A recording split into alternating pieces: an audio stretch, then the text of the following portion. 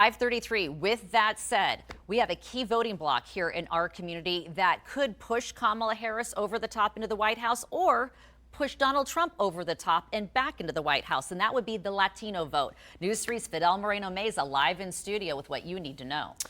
Yeah, hey, good morning, Kim. At a time when both candidates are neck and neck right here in the Silver State, every vote really does count. Current polls have Vice President Kamala Harris by just a mere 0.2% over former President Trump. The Harris Walz campaign ramping up its efforts to win over Latino voters with this new ad. Take a look. Donald Trump calls them warriors. For those of us who defended the Capitol, he insults us, and that's the difference.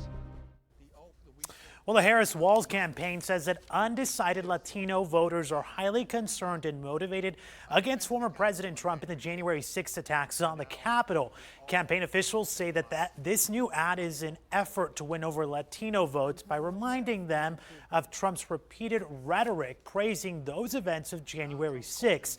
Latino votes in battleground states like here in Nevada really will be a crucial piece of who controls Congress and the White House. A recent NBC News poll of Latino voters found that Vice President Harris had a 14-point edge among Latino voters over former President Trump.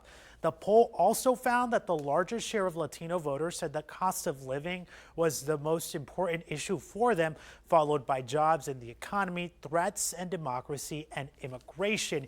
Here in Nevada, Latinos make up about 30% of the population and about 22% of eligible voters, about 1 in 5.